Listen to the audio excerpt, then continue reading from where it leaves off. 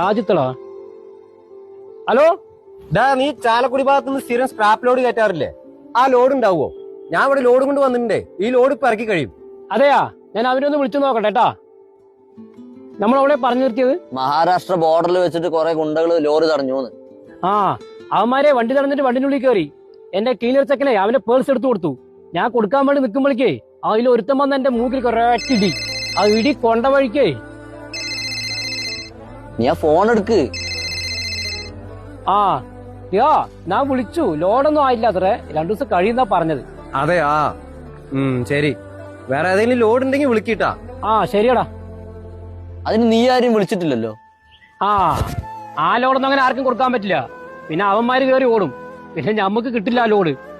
Load സ്വന്തം കൂട്ടുകാരന് പോലും കൊടുക്കാൻ പറ്റാത്ത അത്രയും ബിസിനസ് മൈൻഡ് ആയില്ലേ നിനക്ക്?